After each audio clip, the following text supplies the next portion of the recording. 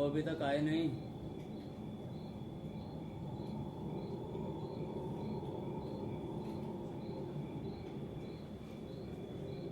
वो अभी तक आए नहीं। तुमने मेरी नींद तोड़ दी। हाँ, मैं भी सो गया था। मैं भी सोता ही था। वो अभी तक आए नहीं। मुझे किसी के आने की आहट भी नहीं सुनाई देती। अब आश्रम में लौट जाने का वक्त करीब होगा। हमें ये जानना चाहिए कि हम कहाँ हैं। हम कहाँ हैं?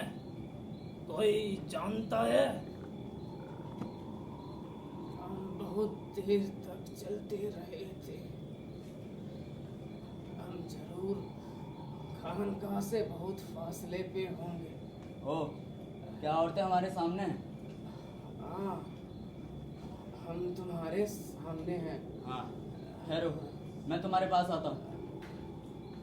तुम कहाँ हो? मुझे आवाज़ दो ताकि आवाज़ से मुझे कुछ पता चले। हाँ, तुम्हारे सामने एक पत्थर पे बैठी हूँ। हमारे दरमियान कुछ हायल है। जहाँ बैठे हो वहीं बैठे रहो, वही बेहतर होगा। क्या तुम लोग यहाँ आ सकती हो? मैं खड़ी नहीं हो सकती। इन्होंने हम लोगों को अलग अलग क्यों कर दिया?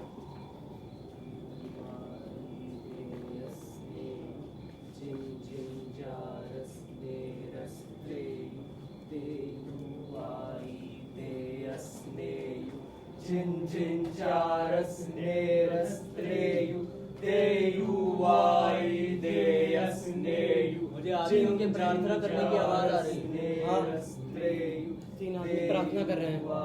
इनकी प्रार्थनाएं मुझे कभी समझ ही नहीं आई। और ये प्रार्थना करने का समय नहीं।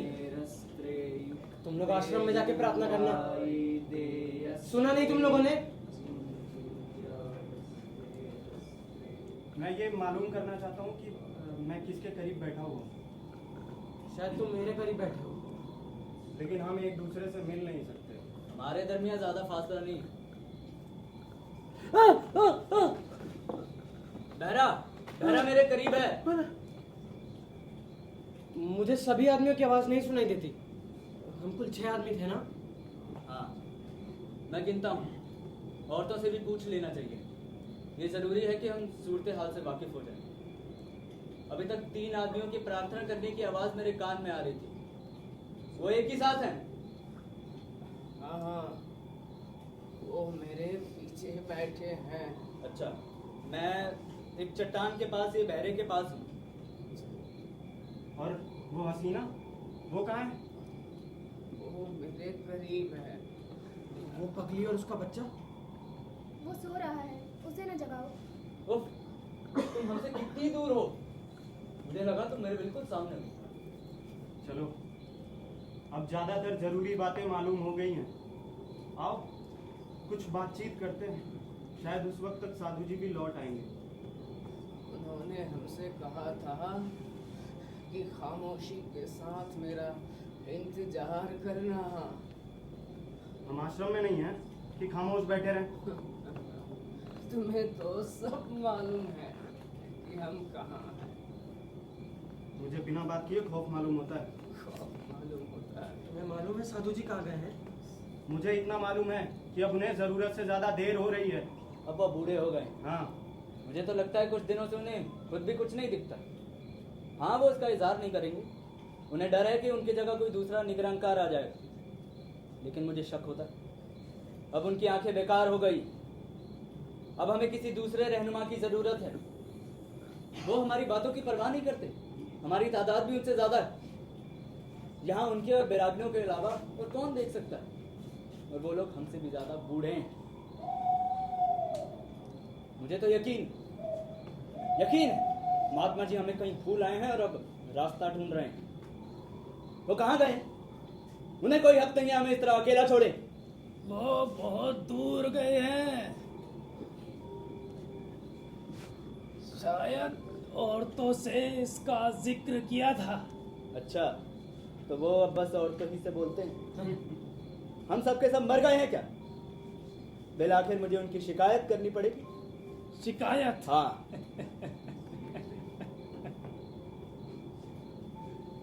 किससे करोगे शिकायत? अभी ये नहीं मालूम, खैर देखा जाएगा। पर वो गए कहाँ? मैं औरतों से पूछ रहा हूँ। वो इतनी दूर आते आते थक गए थे। मुझे ख्याल है कि कुछ देर वो हमारे बीच में ही बैठे थे। कई दिनों से वो दुखी हैं। जब से डॉक्टर का इंतकाल हुआ वो बहुत डरे हुए हैं, किसी से बात भी नहीं करते, अकेले रहते हैं। पता नहीं कौन सी दुर्घटना हो गई है। आज सुबह वो सैर करने की जिद कर रहे थे, कह रहे थे जाड़ा शुरू होने से पहले आखिरी बार धूप में जजीरे को देखना चाहता हूँ। ऐसा मालूम होता है कि इस बार की सर्दी बड़ी लंबी होने वाली है। अभी से ही उत्तरी दिशा से बर्फ आने लगी है और लोगों का ये कहना है कि पिछले दिन के तूफान से नदियों में सैलाब आ गया और बांध भी टूटते जा रहे हैं।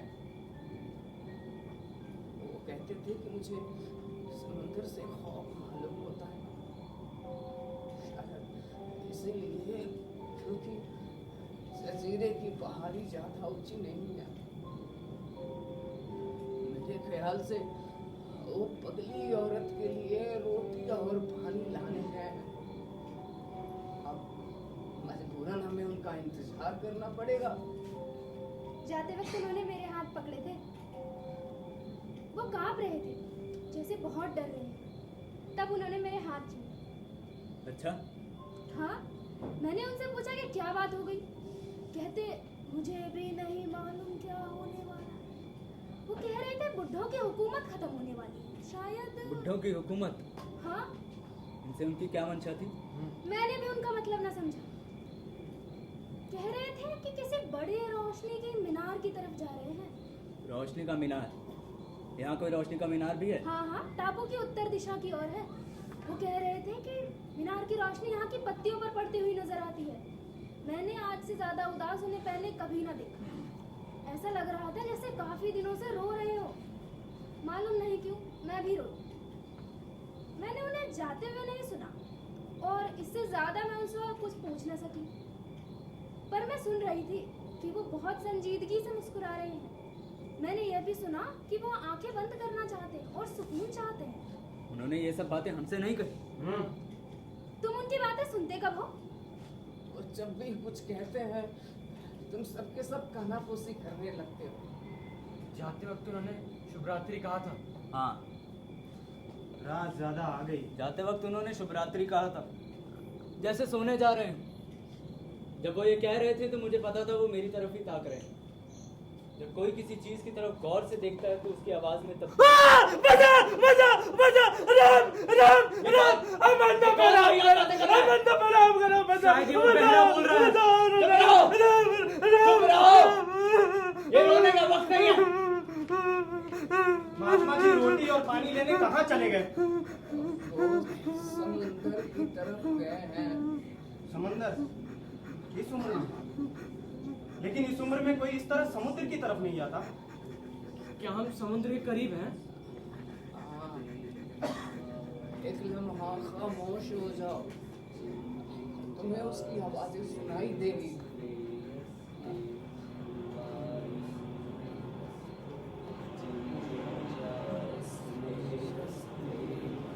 मुझे तो वो सुनाने की प्रार्थना करने की आवाज सुनाई दे रही है।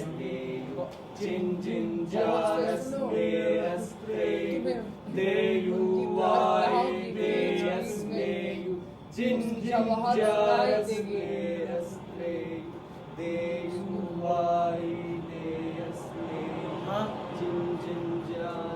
आवाज सुनाई दे रही है जो हमसे बहुत दूर नहीं है।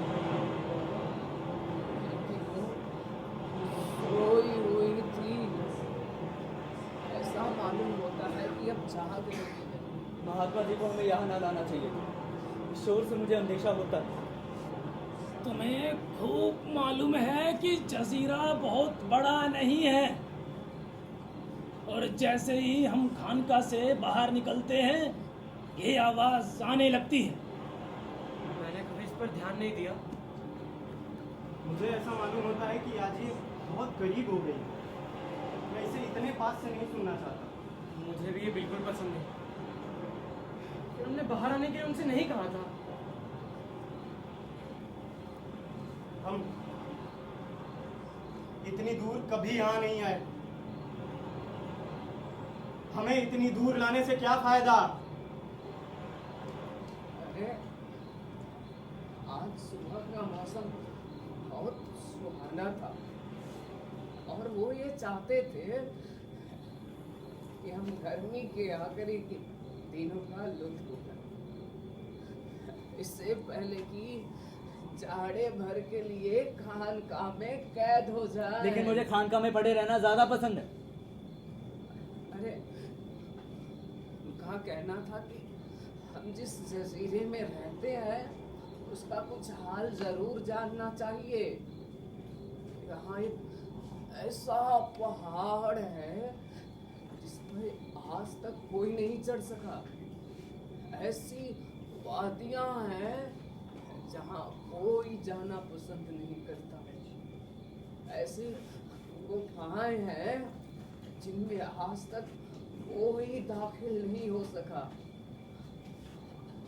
उनकी मंशा ये थी कि हम लोगों को धूप के इंतजार में खानका के छाए में बैठे रहना ठीक नहीं है, इसलिए वो हमें साहिल तक लाना चाहते थे। अब वो वहाँ अकेले गए हैं। उनका कहना सही है, हमको जिंदगी का ख्याल रखना चाहिए। लेकिन यहाँ मैदान में देखने लायक कोई चीज भी तो नहीं है। क्या अभी धूप निकली हुई है? क्या सूरज अभी तक निकला हुआ है? नहीं, अभी नहीं। मैं ख्याल करता हूँ कि रात ज्यादा है। कितने बज रहे हैं? पता नहीं। नहीं जानता। क्या अभी रोशनी निकली हुई है?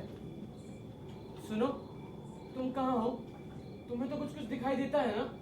बोलो, कहाँ हो तुम?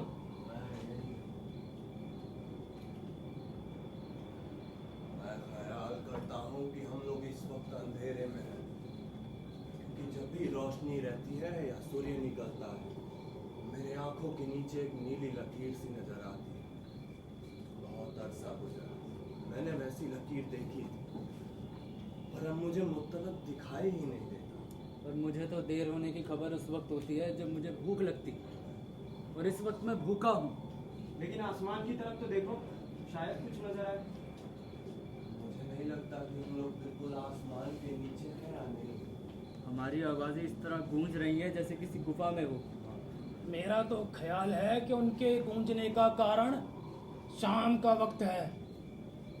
मुझे ऐसा महसूस हो रहा है जैसे मेरे हाथों पर चांदनी फैली हुई हो। मेरे ख्याल से सितारे निकले हैं, मैं उसे सुन रही हूँ। मैं भी सुन रही हूँ। मुझे तो कोई आवाज नहीं आती। मुझे बस अपने सांस लेने की आवाज सुनाई देती है। मैं समझता हूँ कि औरतें ठीक कहती हैं। मैंने आज तक सितारों की आवाज नहीं सुनी है। हमने भी नहीं सुनी। सुनो, ये क्या है? ये तो तुम लोग सुन रहे हो? हमारे और आसमान के बीच से कोई चीज गुजर गई। हमारे सर के ऊपर कोई चीज गुजर रही है, लेकिन हम उसे पा नहीं सकते। ये आवाज मेरे समझ में नहीं आती है। मैं खानका की तरफ लौटना चाहता हूँ। हम ये जानना चाहते हैं कि हम हैं कहाँ। मैंने अभी चलने की कोशिश की, मेरे चारों तरफ कांटे ही कांटे। मैं खड़ा होना चाहता हूँ, मालूम नहीं हम कहाँ हैं। हम इसे नहीं जान सकते। हम खानका से बहुत दूर, क्योंकि मुझे वहाँ की कोई आवाज नहीं सुनाई देती।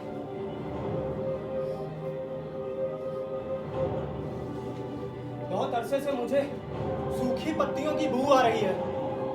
क्या क्या किसी की पैदाइश इस जजीरे में हुई है? क्या कोई बता सकता है कि हम कहाँ हैं?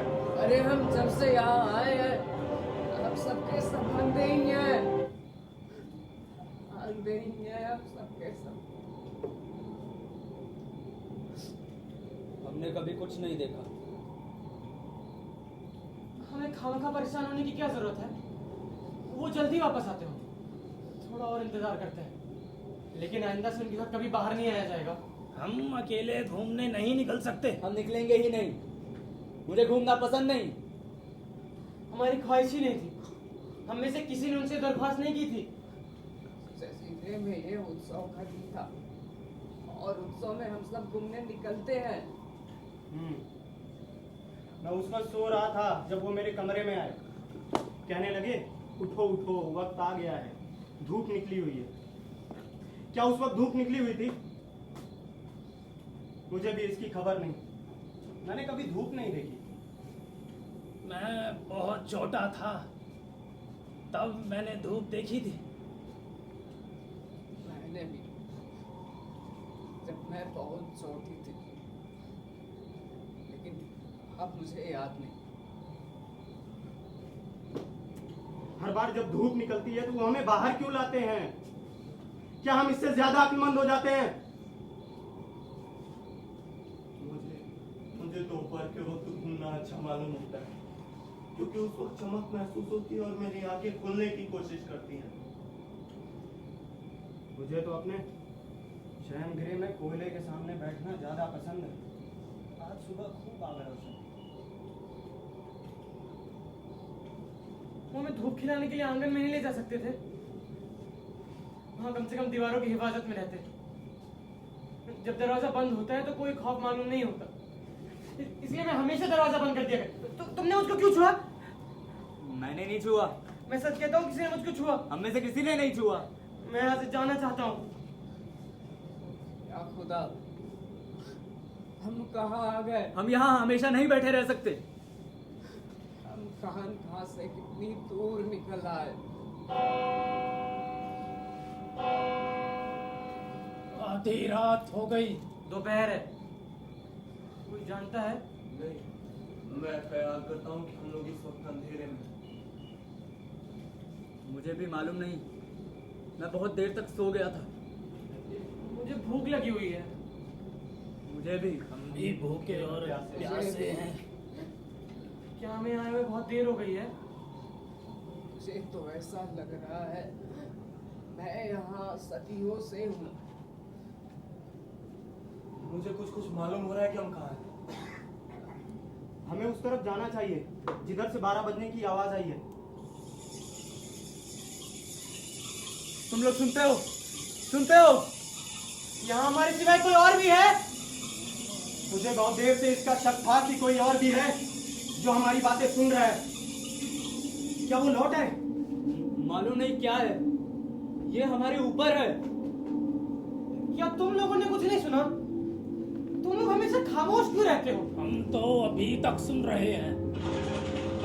मुझे अपने आसपास पंखों की आवाज आ रही है। या खुदा, हम कहाँ आ गए? मुझे कुछ मालूम हो रहा है कि हम कहाँ हैं। खानका इस बड़ी नदी के उस पार है। साधु जी हम लोग को पुराने पुल से लेकर आए हैं। हम नदी से ज्यादा दूर नहीं है, क्योंकि एक लम्हा गौर करो तो उसकी आवाज भी शायद सुनाई दी। अगर साधु जी न लौटेंगे हम लोग को नदी के किनारे तक जाना पड़ेगा, जहाँ शबो रोज बड़े बड़े जहाज आते जाते रहते हैं। जहाजों के मल्लाह हमें वहां खड़े देख लेंगे और ये भी मुमकिन हो कि हम उस जंगल में हो जो रोशनी के मीनार से घिरे हुए हैं। पर मुझे इसके आगे का रास्ता नहीं पता। कोई मेरे साथ चलने पर तैयार? चुपचाप बैठे रहो, उनका इंतजार करना चाहिए। हमें बड़ी नदी का रास्ता नहीं मालूम है और खानका की चारों तरफ दलदल है। बस उनका इंतजार किए जाओ। वो आएंगे, उन्हें आना ही होगा। क्या किसी और को मालूम है? उन्होंने हमें समझाया। मैंने ध्यान नहीं दिया था। किसी और ने? बोलो। आइंदा से हमको उनकी बातों को गौर से सुनना चाहिए। क्या किसी के पैदाइश इस जजीरे में हुई है? तुम्हें खूब मालूम है कि हम सब यहाँ दूसरी जगह से आए हैं। हम सब समुंदर के उस पार से आए हैं। हाँ, मुझे अंदेशा होता था समुंदर पार करते करते मर ना जाऊं। मुझे भी। हम हम एक साथ साथ ही आए थे। हम तीनों एक ही गांव से हैं। कहते हैं हमारा गांव यहाँ से उत्तर की तरफ दिखाई पड़ता है, बशर्ते कि आसमान साफ हो। वहाँ कोई मीनार नहीं। और इत्तेफाक से हम यहाँ उतर पड़े। हाँ, मैं दूसरी तरफ से आई। तुम कहाँ से आई हो? अब मुझे उसका ख्याल करते हुए खौफ मालूम होता। अब मुझे बिल्कुल याद नहीं, लेकिन हाँ, वहाँ यहाँ से ज़्यादा सर्दी पड़ती थी। मैं भी बहुत दूर से आई हूँ। तुम कहाँ से आई हो? मैं ये कैसे बयान कर सकती हूँ? वो तो बहुत बड़ा मुल्क है, समंदर के उस पार। मैं बहुत दिनों तक भटकती थी, लेकिन मैंने सूरज और आग और पानी और पहाड़ और लोगों के चेहरे, अजीब किस्म के फूल सब देखे हैं। वैसे फूल इस टापू में नहीं है। ये तो बहुत ही वीरान, सुनसान और ठंडा सा है। जब से मेरी आंखों की रोशनी जाती रही है, फिर कभी मुझे उस भूख का एहसास न हुआ। पर मैंने अपने माँ बाप और बहनों को देखा है। उस वक्त मैं बहुत छोटी हुआ करती और समंदर के किनारे खेला करती। खुली आंखों से देखने की याद अब भी खो गई। एक दिन मैंने पहाड़ की चोटी से बर्फ की तरफ देखा। उन दिनों मुझे उन लोगों का एहसास होने लग गया जो बहुत जल्द गम नसीब होने वाले। मैं तुम्हारा मतलब नहीं समझा। मैं अब भी ऐसे आदमियों को उनकी आवाज़ों से पहचान सकती हूँ। मेरे दिल में ऐसे कुछ ख्वाब हैं जो रोशन हो जाते हैं अगर मुझे उनका ख्याल ना हो। मुझे याद नहीं। मैं फिर आसमान के नीचे कोई चीज गुजर रही है। तुम यहाँ क्यों आई? किससे पूछ रहे हो? अपनी नौजवान बहन से। मुझे लोगों ने कहा कि साधु जी मुझे ठीक कर सकते हैं। वो कहते हैं कि एक दिन मेरी आंखें ठीक हो जाएंगी, फिर मैं इस टापू से चली जाऊंगी। इस टापू को तो सब छोड़ना चाहते हैं। क्या हम लोग हमेशा यहीं पड़े रहेंगे? महात्मा जी बहुत बूढ़े हो गए हैं। उन्हें हम लोगों को अच्छा करने के लिए अब वक्त नहीं। मुझे ऐसा महसूस होता है जैसे मेरी पलकें बंद हैं, लेकिन मेरी आंखें जिंदा हैं। अच्छा, मेरी आंखें तो खुली हुई हैं। मैं तो सोता हूँ तब भी मेरी आंखें खुली रहती हैं। आंखों का जिक्र छोड़ो। एक रोज शाम को दुआ करते वक्त मुझे औरतों की तरफ से एक ऐसी आवाज सुनाई दी कि जिसे मैं पहचान ना सका। तुम्हारी आवाज से मालूम हो जाता है कि तुम अभी नौजवान हो। मैं तुम्हारी आवाज सुनकर तुम्हें देखना चाहता था। मुझे कभी इसका इल्म नहीं हुआ। ये हमें कभी कुछ बतलाते ही नहीं। लोग कहते हैं तुम खूबसूरत हो, जैसे बहुत दूर से आई हो। मैंने खुद को कभी नहीं देखा। हमने कभी एक दूसरे को नहीं देखा। हम तो बस आपस में सवाल करते हैं, जवाब देते हैं, साथ रहते हैं, साथ चलते फिरते हैं, लेकिन बिल्कुल नहीं जानते हम क्या हैं। एक दूसरे को दोनों हाथों से छू लेने से क्या होता है? आंखें हाथों से ज्यादा बाखबर होती हैं। मुझे कभी कभी धूप में तुम सबका साया दिखाई देता है। हमने उस घर को नहीं देखा जिसमें रहते हैं। दीवारों और खिड़कियों को हाथ से छूने से क्या होता है? हम बिल्कुल नहीं जानते हम कहाँ रहते हैं। लोगों का कहना है कि वो एक बहुत तारीख शिकस्ता महल है। उस मीनार के सिवा जिसमें साधु जी रहते हैं, वहाँ कभी रोशनी नजर नहीं आती। जिनकी आंखें नहीं है उन्हें रोशनी की क्या जरूरत है? मैं जब भी दोपहर में भेड़े चराया करता था तो रोशनी का मीनार देखकर ही अपने आप घर चली आती थी।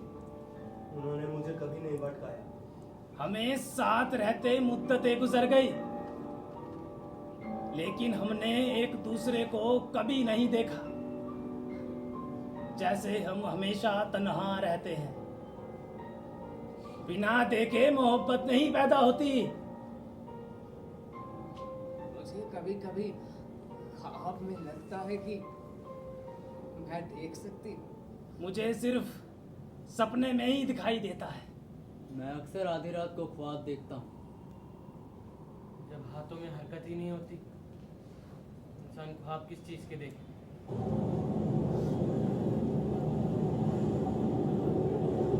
किसने मेरे हाथ छुए? किसने छुआ मेरा हाथ? हमारे चारों तरफ कोई चीज गिर रही है। ऊपर से आ रही है। किसी ने मेरा हाथ छुए थे। नहीं, क्या है? जोर से बोलो, किसी ने मेरा हाथ छुए थे। किसी ने तुम्हारे हाथ नहीं छुए। किसी ने मेरा हाथ पकड़े थे। मैं जरा ऊंचा सुनता हूँ, जरा जोर से बोलो। हमको खुद नहीं मालूम। क्या क्या कोई खबरदार करना है? इसको जवाब देना हाँ? फिजूल है। बोलो। इसे कुछ सुनाई नहीं देता है। ये मानना पड़ेगा कि मेरे बड़े बदनसीब होते हैं। मैं बैठे बैठे थक गया।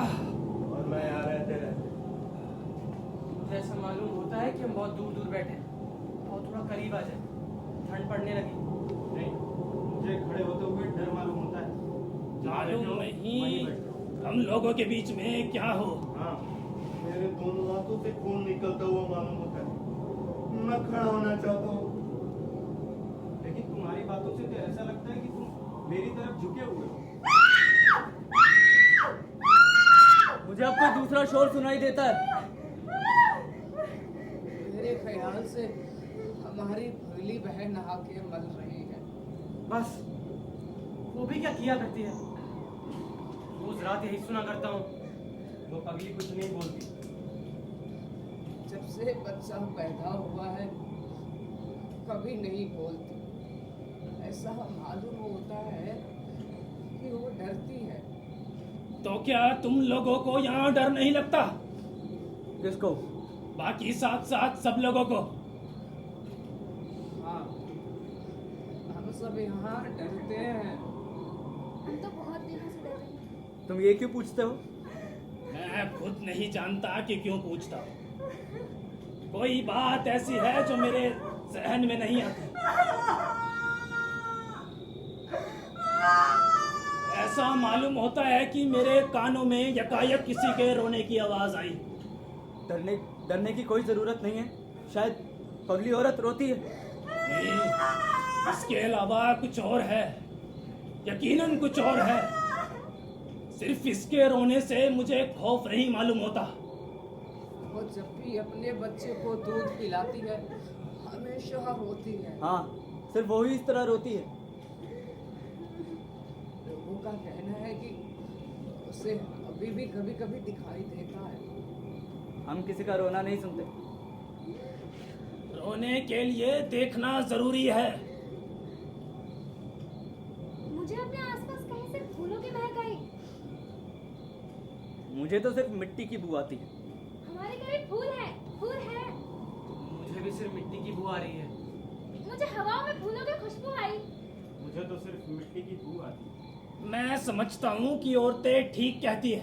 बोल रहा है, मैं जाकर चुनूंगा। उठ जाओ, तुम्हारा दाईं तरफ है।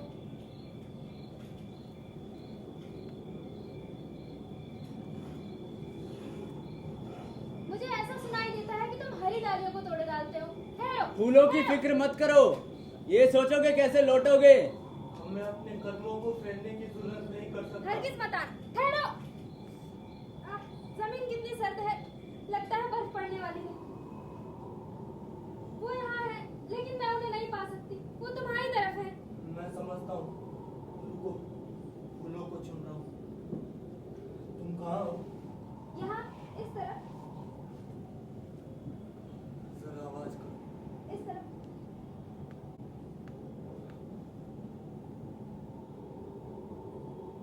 मुझे ऐसा महसूस हो रहा है मैंने उन फूलों को पहले भी कभी देखा है।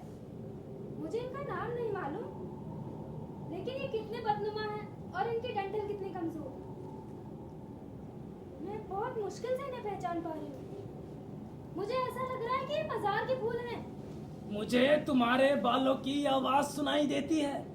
ये फूलों की आवाज है। हम तुम्हें नहीं देखेंगे। मैं खुद को न देखूं। मुझे सर्दी लग रही है।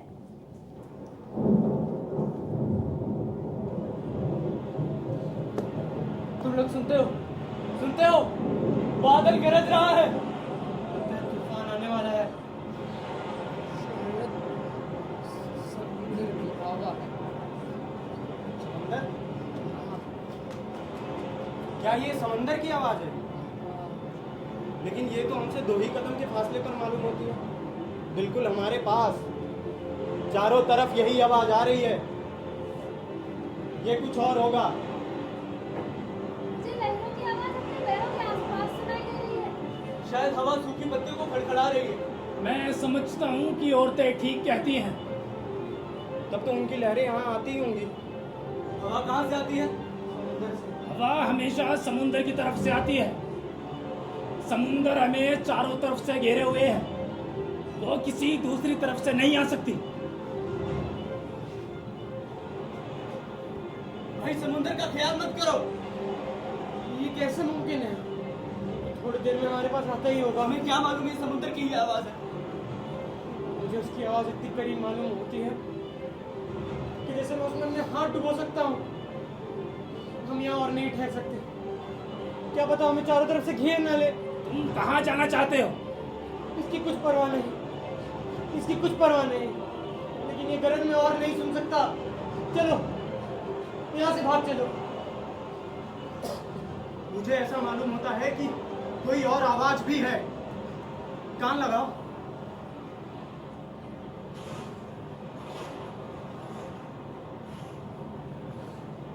कोई चीज हमारी तरफ आ रही है। साधु जी हैं, साधु जी वापस आ रहे हैं। हाँ हाँ। वो छोटे छोटे कदम रख रहे हैं, बिल्कुल एक छोटे बच्चे की तरह। उनको आज कुछ बुरा भला मत कहना। मेरे ख्याल से ये आदमी के कदम नहीं है। अरे कौन है? अरे तुम कौन हो? हम पे रहम करो, हम बहुत देर से बैठे हुए हैं। अरे तुम कौन हो? हम पे रहम। अरे तुमने मेरी घुट्टियों पर ये क्या रख दिया? ये तो कोई जानवर लगता है, कुत्ता मालूम हो। ये हमारे खानका का कुत्ता है। हाँ, ये हमारे खानका का कुत्ता है। शायद हमें रास्ता दिखाने आया है, हमारे पैरों के निशान देखता चला आया। ये मेरे हाथ चाट रहा है जैसे मुझे सदियों के बाद देखा हो। इधर आ, खुशी के मारे गुर्रा रहा है। इधर आ, सुनो, इधर आ। शायद वो किसी आदमी के आगे आगे आया है। नहीं नहीं, बिल्कुल अकेला आया है। मुझे और किसी के आने की आहट नहीं मिलती। अब हमें किसी दूसरे मालिक की जरूरत नहीं है। इससे बेहतर और कौन होगा? हम जहां जाएंगे वही ले जाएगा, हमारा हुक्म मानेगा। मैं इसके साथ नहीं जा सकती। मैं भी नहीं जा सकती। क्यों? इसकी निगाह हमसे बेहतर है। इन औरतों को बकने दो। मुझे तो ऐसा मालूम होता है कि आसमान में कुछ तो परिवर्तन हुआ है। हवा साफ है, मैं खूब सांस ले सकता हूँ। समुद्री हवा हमारे चारों तरफ चल रही है। अरे रोशनी आ रही है, शायद सूर्य निकलेगा। मैं समझता हूँ कि सर्दी पड़ने वाली है। अब हमें रास्ता मिल जाएगा। ये कुत्ता मुझे खींच रहा है। वो खुशी के मारे फूला नहीं समाता। मैं अब इसे रोक नहीं सकता। चलो हम लोग घर जा रहे हैं। अरे सुनो, कहाँ जा रहे हैं? होशियार रहना। हम लोग घर जा रहे हैं। होशियार रहना। हेलो हेलो, मेरे साथ बताओ। मैं लौटा जाता हूँ। मेरा हाथ किसी बहुत ठंडी चीज पर पड़ा है। तुम क्या कह रहे हो? तुम्हारी आवाज अब सुनाई नहीं देती। अरे मैंने शायद किसी का चेहरा छू लिया है। तुम क्या कह रहे हो? तुम्हारी बातें अब मुश्किल से समझ में आती हैं। क्या हो गया तुम्हें? क्या इतनी जल्द तुम हमसे इतनी दूर निकल गए?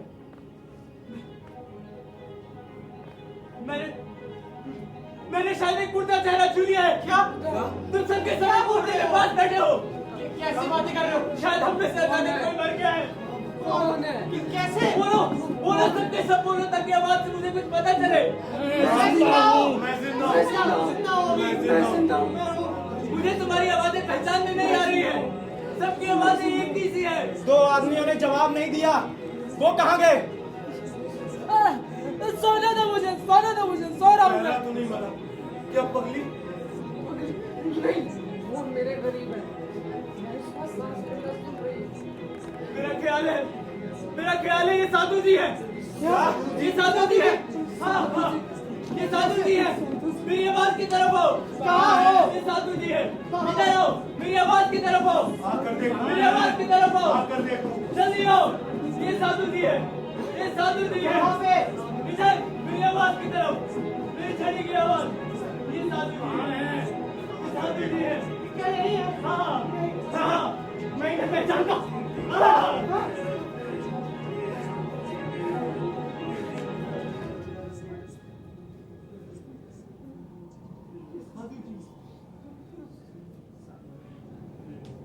साधु जी है।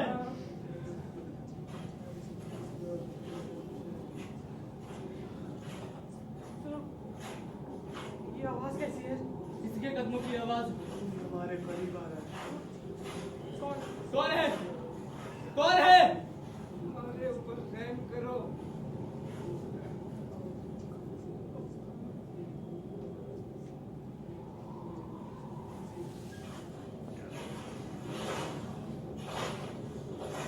ये आवाज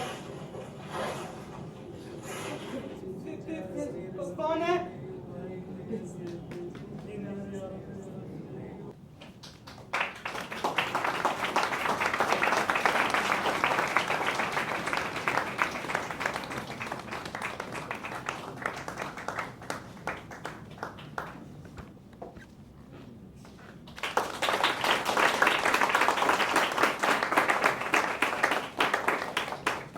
ये था नाटक दी ब्लाइंड। मैं चाहती हूँ कि जल्दी जल्दी पात्र परिचय करा दूँ।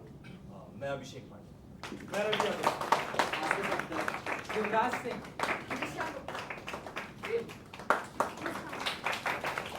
कुशल, राघव शुक्ला। संकेत, कार्तिक।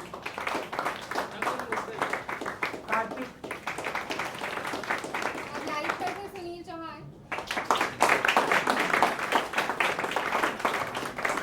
म्यूजिक पर थे आदित्य।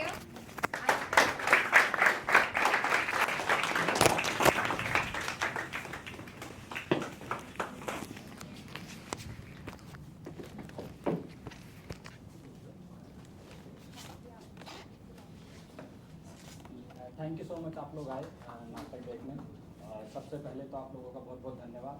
हमारे बीच वरिष्ठ रंगकर्मी आलोक शुक्ला जी हैं, प्लीज मंच पर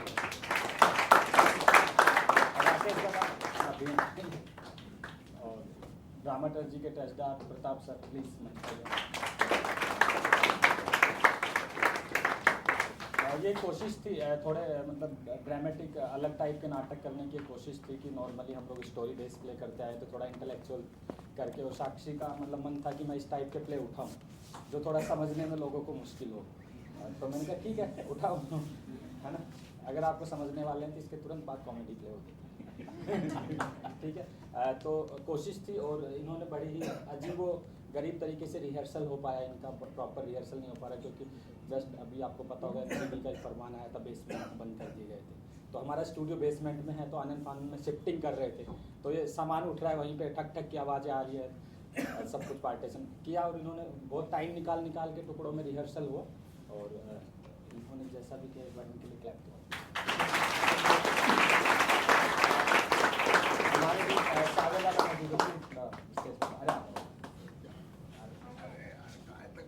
दिनेश अहलावत सर, प्लीज मंच पर। बहुत बढ़िया।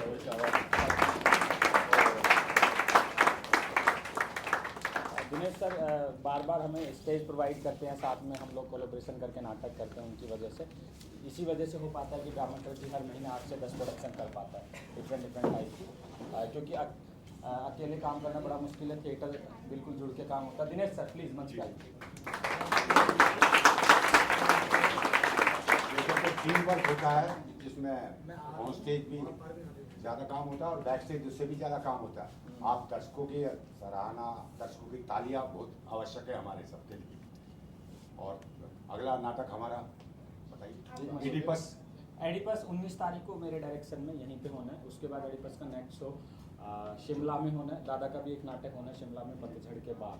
हाँ, जो अभी जस्ट इससे पहले हुआ, वो दोनों नाटक शिमला होने, आप लोग शिमला हो। इसके बाद अगला नाटक हमारा 14 तारीख को बरेली में है, बरेली में स्वांग मल्टीनेशनल।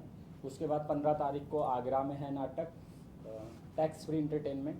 तो अगर दिल्ली से बाहर भी आपके जानने वाले हैं और आप उनके साथ हमारे ग्रुप की डिटेल शेयर करना चाहते हैं कि नाटक होते रहें तो इंस्टाग्राम पे फॉलो कर लें। जानने वालों को आप सजेशन दे सकते हैं कि नाटक है, देख सकते हैं। आप लोग आए, थैंक यू सो मच। बहुत धन्यवाद। म्यूजिक किया था कहाँ? आदित्य, इसके लिए रवि मिश्रा और ये जितनी भी कॉस्ट्यूम सीधी रवि यादव, कहाँ पे है रवि? ये सारी कॉस्ट्यूम इन्होंने ही बनाई। और बाकी जितने भी ड्रामाटर्जी के मतलब ये ड्रामाटर्जी में ना विंग सिस्टम है, तो आफ्टरनून बैच के स्टूडेंट्स हैं सारे। तो इवनिंग बैच के जितने भी स्टूडेंट हैं इनकी हेल्प की उनके लिए जोरदार तालियां।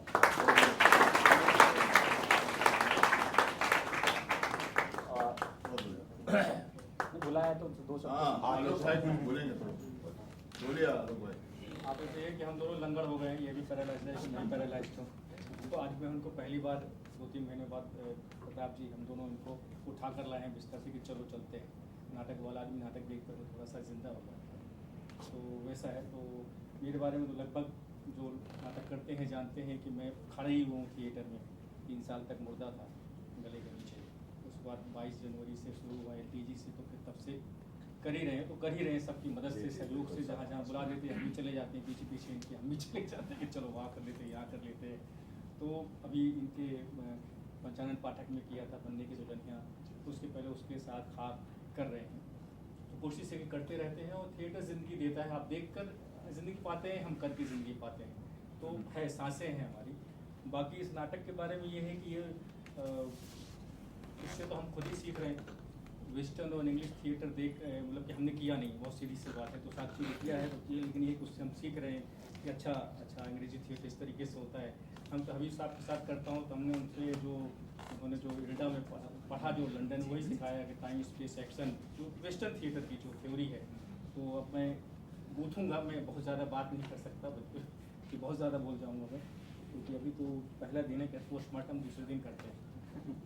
ठीक है, तो ये मंच स्पेस जैसा था, उसमें जैसा जो बच्चे कर सकते थे उन्होंने करने की कोशिश की और आप लोगों ने सराहा। तो ये और अच्छी बात है, क्योंकि सराहना से थोड़ा सा एनर्जी और बूस्टअप होती है। जिनके नहीं हो रही थी वो और करने लगते हैं थोड़ा सा। तो है, बहुत सारी चीज़ें हैं, लेकिन खुद भी इस तरह के थिएटर से मैं सीखने की कोशिश करता हूँ कि इससे क्या सीखा जा सकता है, कैसा होता है। इसके बाद फिर ईडीपस कर रहे हैं, वो भी ईडीपस तो बहुत महान लीजेंड नाटकों में आता है और उसके अंदर जो है वो उसकी जो सब्जेक्ट है वो कभी विवादास्पद भी है, तो उसके बारे में चर्चा नहीं करेंगे, तो नाटक को चर्चा करेंगे।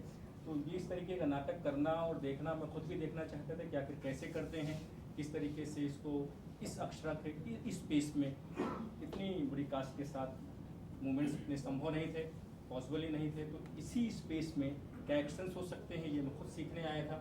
और मैंने जाना, कॉस्ट्यूम भी देखी कि अच्छा मुझे भी पहने, अच्छा वो क्यों बोल रहा है, अच्छा ये मैं खुद भी सीख रहा था। तो सीखना कभी बंद नहीं करना चाहिए। तो थैंक यू साक्षी और सुनील बुलाने के लिए। हमारे थोड़ा सा शायद अगला नाटक कुछ करें, थोड़ा सा चुरा लें हम यहाँ से। हालांकि इंडियन थिएटर में ये चुराया नहीं जा सकता, वहाँ तो कुछ और ही पगड़ी और कुछ और ही को हो जाएगी चीज़ें। तो ये यहीं पर रहने दीजिए।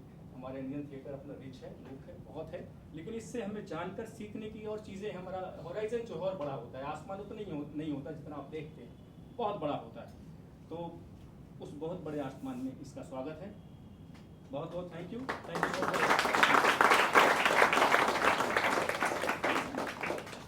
ये कहूँगा बहुत अच्छा नाटक था, सबने बहुत अच्छा किया। इतनी एनर्जी से, इतनी सच्चाई से, गुड।